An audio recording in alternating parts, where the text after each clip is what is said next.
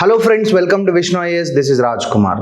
చాలా మంది, నేను ఆల్రెడీ లాస్ట్ వీడియోలో కూడా చెప్పాను, చాలా మంది నోటిఫికేషన్స్ ఎప్పుడు వస్తాయి సార్, మేము నోటిఫికేషన్ వస్తేనే చదువుతామని అంటున్నారు. That is not a correct thing to do. Notification వచ్చినా రాకున్నా మనం మాత్రం కంటిన్యూస్గా రెగ్యులర్గా చదువుతూనే ఉండాలి. ఎందుకనంటే నోటిఫికేషన్ వచ్చిన తర్వాత ఎక్కువ టైం ఇవ్వరు, మళ్ళీ మనం అన్నెసరిగా ధర్నాలు చేయడం, గొడవలు చేయడం లాంటివి చేయాల్సి ఉంటుంది. బికాజ్ మనకి టైం సరిపోదు కాబట్టి. సో ఎప్పుడు కూడా ఎవరైనా సరే కంపల్సరీగా రోజు చదవాల్సిందే. నోటిఫికేషన్ కోసం వెయిట్ చేయండి, తప్పులేదు. అలాగని చెప్పి మీ స్టడీస్ని మాత్రం పాజ్ చేయొద్దు. Okay, now let's get in to the video. ఈరోజు మనం ఏం చూడబోతున్నాం అనంటే, రీసెంట్గా భారతదేశం మత్స్య సంపదలో 2వ స్థానాన్ని పొందింది ప్రపంచంలోనే. దానికి సంబంధించినటువంటి ఇన్ఫర్మేషన్ మనం ఈ వీడియోలో చూడబోతున్నాం. Before going further, please do like, share and subscribe to Vishnu IAS. Let's get in to the video. India now rank second globally. ప్రపంచంలోనే 2వ స్థానంలో ఉంది ఫిష్ ప్రొడక్షన్లో ఆఫ్టర్ చైనా. ఫస్ట్ ప్లేస్ ఏంటి? China. Second place India. Announced by the union minister of fisheries, animal husbandry and dairying. Is this clear? China తర్వాత భారతదేశం 2వ స్థానంలో ఉంది ప్రపంచంలోనే మత్స్య సంపదలో.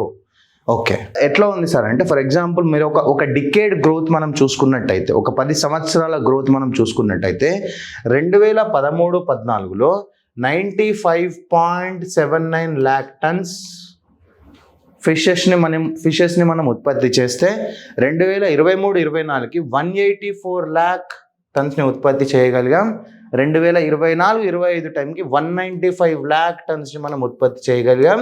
That means more then 100% growth, 103% growth. అంటే ఒక డికేడ్లో, ఒక 10 సంవత్సరాల కాలంలో మోర్ దెన్ 100%, 95 కాస్త 195, మోర్ దెన్ 100% ఆఫ్ ది గ్రోత్ని మనం ఫిషరీస్ సెక్టార్లో మనం చూడగలిగాము, థ్యాంక్స్ టు ఇండియన్ గవర్నమెంట్. ఎందుకు అనేది మనం చూద్దాం. ఓకే, చూడండి ఇక్కడ 23-24 95.79, 184, 195 lakh ton, more than 100% of increase in a decade.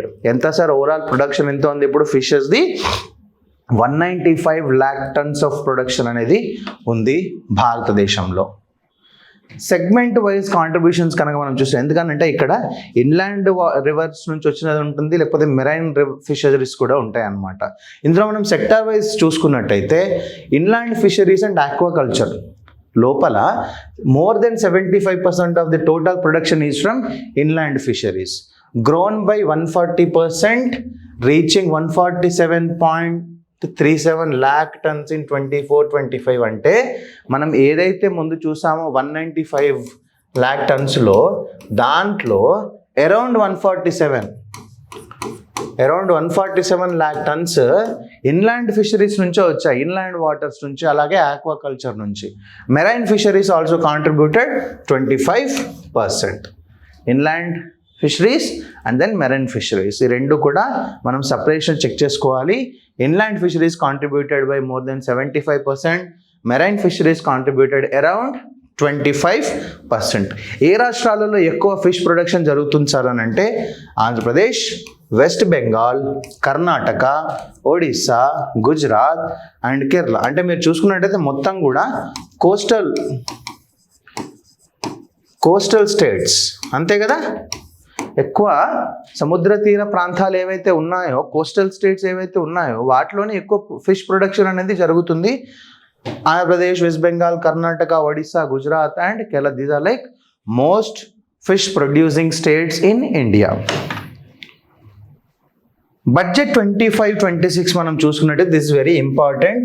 ఈ బడ్జెట్లో గవర్నమెంట్ ఫిషరీస్ సెక్టార్ని ఒక సన్ రైజ్ సెక్టార్గా పేర్కొనడం జరిగింది. సన్ రైజ్ సెక్టార్ అంటే అత్యద్భుతమైనటువంటి అభివృద్ధి ఉంది ఈ సెక్టార్లో, ఎక్కువ ఉత్పత్తి చేయగలిగే అవకాశం ఉంది, మనం ఇంకొంచెం వర్కౌట్ చేయాలి అన్నట్టుగా ఈ సన్ రైజ్ సెక్టార్ అని చెప్పి నేమ్ చేయడం జరిగింది. దీన్ని identified as a high growth emerging sector.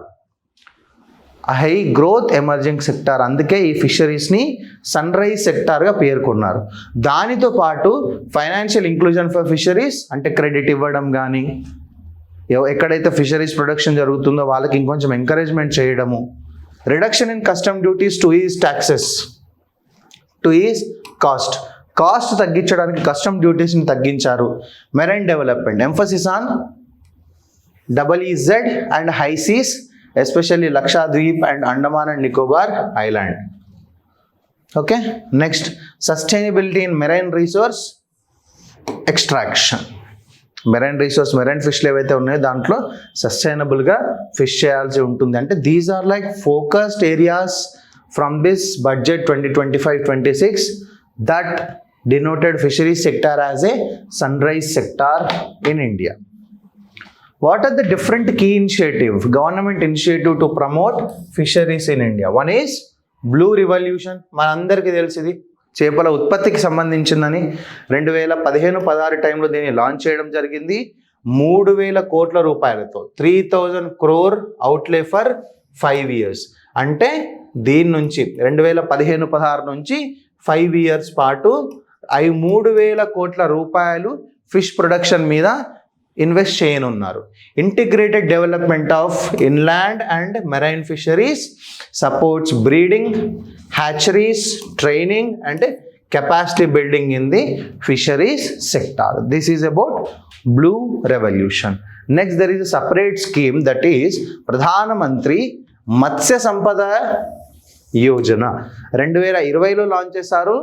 మొత్తం 20,050 కోట్ల రూపాయలు 2024-25 వరకు, అంటే ఒక 4-5 సంవత్సరాలలో అచీవ్ చేయాల్సింది ఏంటి, 22 million metric tons of fish production by 2024-25. ప్రధానమంత్రి మత్స్య సంపద కింద 2020 నుంచి 2024-25 వరకు 22 మిలియన్ మెట్రిక్ టన్నుల ఫిష్ ప్రొడక్షన్ అనేది జరగాలి అనే టార్గెట్ని పెట్టుకుంది ప్రధానమంత్రి మత్స్య సంపద Sampada. Estimated 55 lakh direct and indirect jobs in the fisheries sector. This, if you can achieve this target of producing this 22 million metric tons of fisheries in India, that means we can able to provide 55 లక్షల direct and indirect jobs ఈ fishery సెక్టార్కి సంబంధించి jobs వచ్చే అవకాశం అనేది ఉంటుంది. Next Kisan credit card. మనందరికీ తెలుసు, ఎవరైతే ఫార్మర్స్ ఉంటారో వాళ్ళకి మినిమల్ క్రెడిట్ లోన్ తీసుకోవడానికి ఈ క్రెడిట్ కార్డ్ ఉపయోగపడుతుంది. This scheme was extended to fish farmers and fishers to help them meet their working capital and short-term credit requirement in 2018-19 revised limit from 3 lakh to 5 lakh rupees. That means ఎవరైతే ఈ Kisan credit card పెట్టుకుంటారో వాళ్ళ యొక్క limit ఏదైతే ఉందో అది 5 లక్షలకి increase చేయడం అనేది జరిగింది.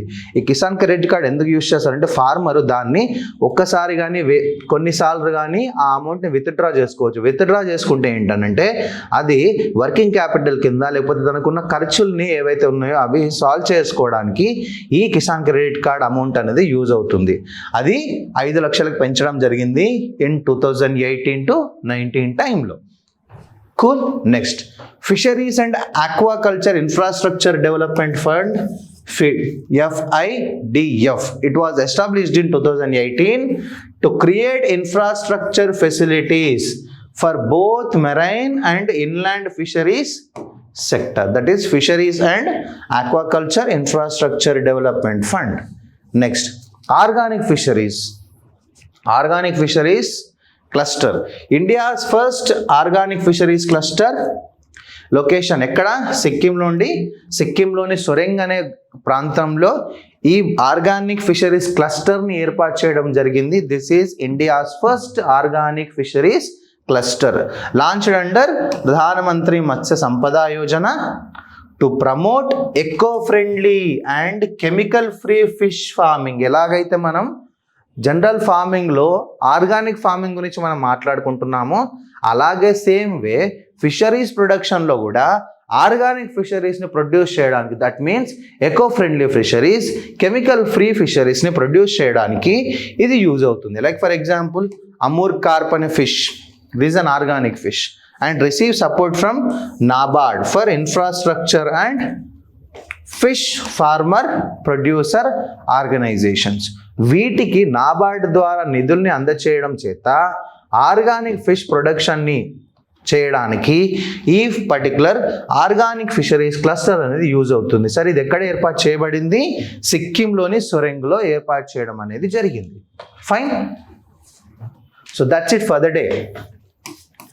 All these things like what ever it is coming in the news is very very important. Fisheries sector మనం ఇప్పుడు సెకండ్ పొజిషన్లో ఉన్నాం గ్లోబల్లో. ఎంత ప్రొడక్షన్ జరిగింది, ఆ ప్రొడక్షన్ అంత రావడానికి కారణాలేంటి? గవర్నమెంట్ ఇనిషియేటివ్స్ ఏమున్నాయి అనేది కూడా మనం తెలుసుకోవాలి. Okay, for more information please do like, share and subscribe to Vishnu IAS. All the best, happy learning and జై హింద్.